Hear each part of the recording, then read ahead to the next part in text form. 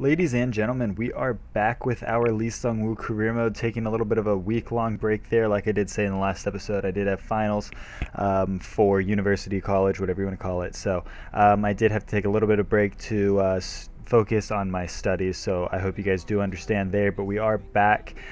This is like the last episode that I had pre-recorded, so we will be up and current with everything here in the next few episodes, which I should be back to daily uploads, hopefully. I know I keep saying that, but this time I have zero reason not to be. But here in the 25th minute against Sunderland, we actually end up going down 1-0 in this game. The team, we're still getting a little bit comfortable with, trusting my teammates. The defense is a little interesting at Man City. We seem to give away a lot of the speed breakaway counterattacks more than anything.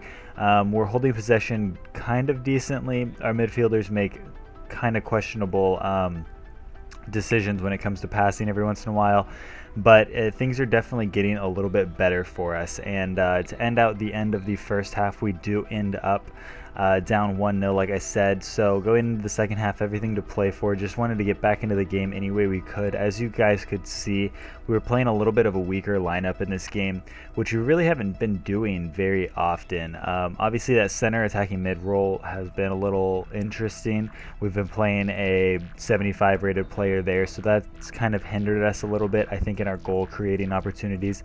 If you look in that bottom right hand corner, you see I'm at a 5.7 rating, and that's really just because we had zero opportunities. I know that first half only had the one highlight, but that's because that's the only highlight there was. We didn't have a single scoring opportunity in that first half. It felt incredibly uncomfortable just playing that entire scenario. So going into the second half, we just wanted to create any opportunity we could.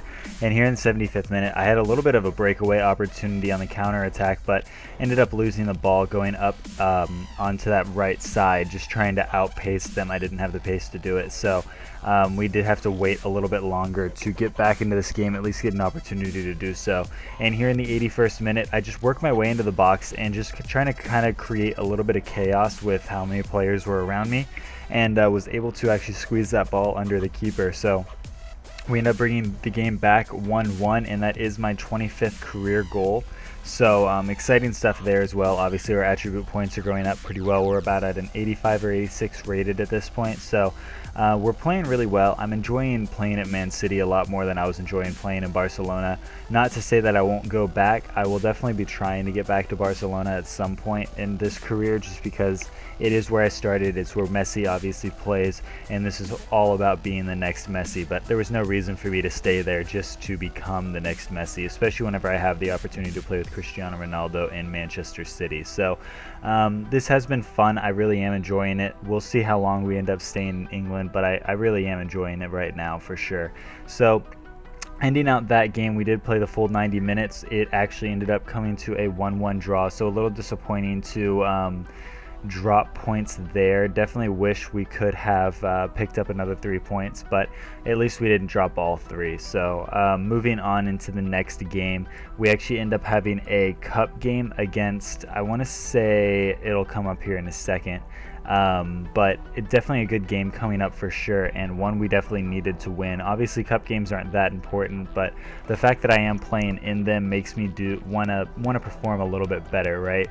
So Cambridge United, for whatever reason I couldn't remember that, but going into the game, obviously playing a weaker squad, but I am excited to play with Kevin De Bruyne and Raheem Sterling. Obviously, last time we played together, Sterling was able to do a good bit for us and help us a little bit more than Cristiano Ronaldo has actually been helping us, because of just how far deep he plays. It's a little awkward for him. So we play a little bit of a weaker squad, obviously, because it is the cup, but at the same time, we're definitely not playing the weakest squad possible, which is good. I do like to see that, especially after coming out of Barcelona, consistently playing with a weak squad.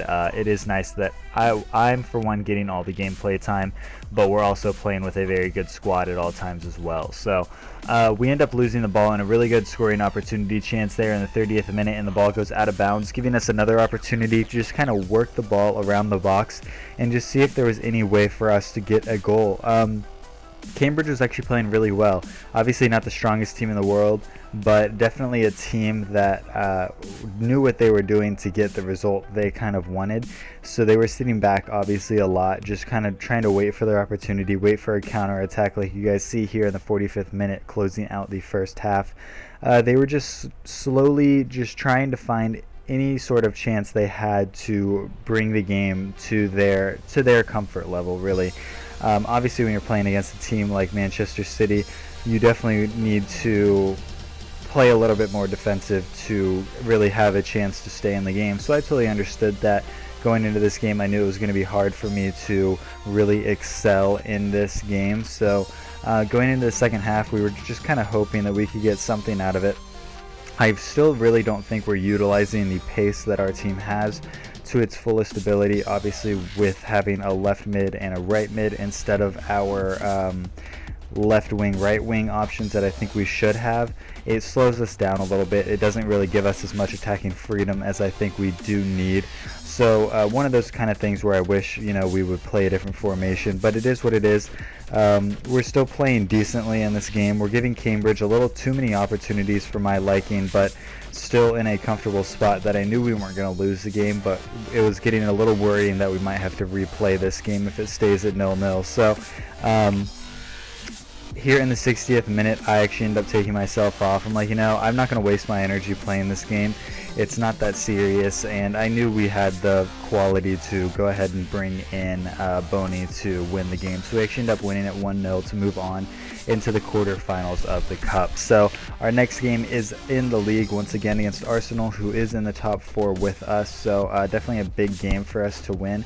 I'll show you guys the league table in the next episode, but we are in that top 4 placing right now, as I do believe. As you look at their lineup, you see Laporte and Mascherano are their 2 center backs. So this is our game to get a little bit of revenge, I guess you could say, on Mascherano for leaving Barcelona.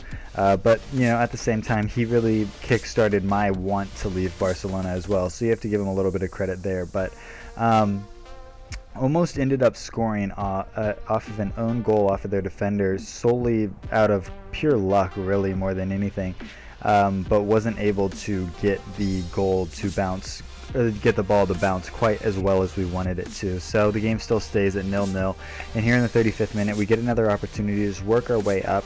Their defense was pushed up a little higher, giving us a few opportunities to kind of work our way into the box, but our finishing just wasn't there. As you see here, I'm just shooting the ball a little too strong, a little too much power, and ends up going over the bar. So the game still is at a 0-0 going into the corner opportunity we had here, but it was a lot of scrappy chances in this game, not so much control as much as I would have liked to have. So it was a little bit disappointing there, but Arsenal was definitely playing a good game in this. This is still a very strong team, obviously, with Sanchez in the squad.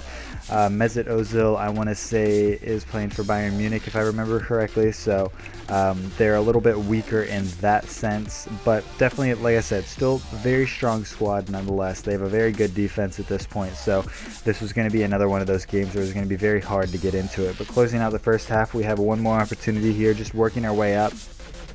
Just kind of waiting for a little bit of an overlap from one of my midfielders, but it never really came. So I just kind of did a little bit of a solo run into the box, and Petacek came up with a massive save to keep us out and give us another corner opportunity. But definitely should have shot that ball earlier and worked my way a little bit further away from the keeper instead of trying to run straight at him and try to just force the ball on him. Petacek's a very good keeper, so that was not really my best decision to go straight at him, like I said. But going into the second half at 0-0, this was definitely a game that I still thought we could win. And here in the 54th minute, I just had a little bit of a run, but again, Petacek just coming up with massive saves like always. So keeping us out once again from getting a goal. So in the 55th minute, they end up making a substitution there, bringing in Coquelin for Aaron Ramsey. So they are getting a little bit more defensive, which I knew was going to make it a little bit harder for us to actually have an opportunity to score here. So I knew it was going to have to come off of a little bit of a counterattack. And again, Petacek comes with a massive save and ended up missing the header by inches. Ended up pulling the header a little bit too far and ended up going on the wrong side of the near post. So a little disappointing not to get a goal there.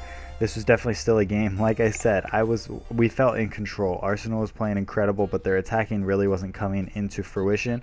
So I figured we still had a pretty good opportunity to get something from the game, but I do end up getting pulled out of the game in the 70th minute. Totally understandable. Honestly, if I knew we had a Champions League game a few games after this, I should have looked at the schedule. I wouldn't have stayed in as long as we did, because I ended up having to sit against Bilbao, which, honestly, I was thinking about it. I was like, I'm not too worried about this. This is a game we should be winning. We beat them pretty handily the first time around. This is a game we should do well in, ideally. But it ended up not going that way. In the 22nd minute, Dost ends up getting a goal for them in the 22nd minute, like I said, giving them the lead early on. So the changes our team makes in terms of substitutions, they never go over well. It's always really defensive substitutions, and they're never really helping the attacking side. So whenever we do go down, we stay down pretty heavily for the rest of the game. So once we go down, I know, especially in simulation, that we're going to end up losing the game. We don't have the comeback power that I think we need in the squad, which does come a lot down to the fact that obviously in career mode you can't be a substitute. So Wilfred Boney is the only striker we have really out there. Iheanacho, I believe, is still in the team, but they really don't give him too much of the light of day. Here in this game against Swansea, immediately after kickoff, I hopped straight to the end of the first half because this was one of the most boring games I ever played. I wanted to play a fourth game just to give you guys a little bit more substance in this episode, because there was only that one goal for me so far in the episode, but it just was not going well.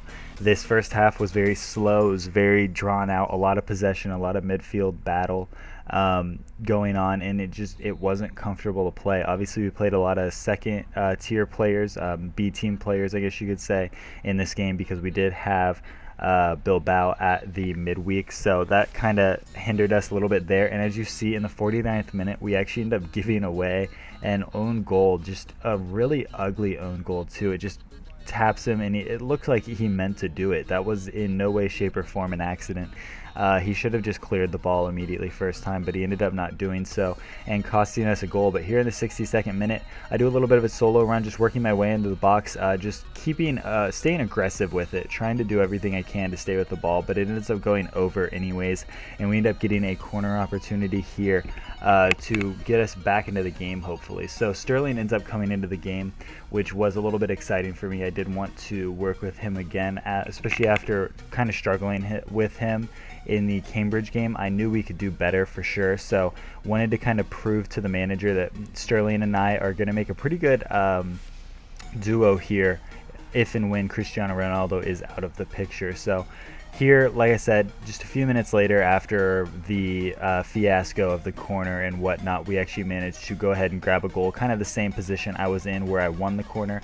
That is a very easy spot for me to score from, which is a little surprising, because at Barcelona, I was really good at coming in on that side, but I wasn't really that strong at scoring from that position. But it's definitely a strong place for me to score from. I'm very comfortable in that right wing spot just as a FIFA player in general, because that is my position.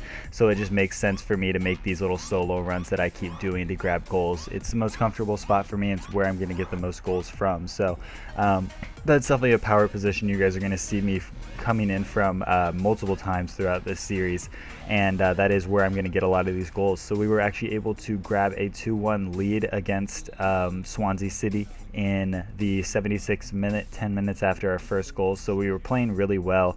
But here, 6 minutes later, Swansea gets another opportunity. Just a beautiful over-the-top through ball, and just a powerful near-post, OP post kick. And they end up getting the lead in the 83rd minute, or not the lead, but to draw the game in the 83rd minute. So really, really good determination from Swansea. Couldn't really argue with that, but just a disappointing episode overall. Barely winning against Cambridge, losing the game against Bilbao, and tying, I believe, all 3 games in the league. Just really disappointing. Hopefully the next few episodes will go a little bit better, but that is the end of this episode. If you guys did enjoy, make sure you like, comment, and subscribe. And until next time, I'll see you guys later.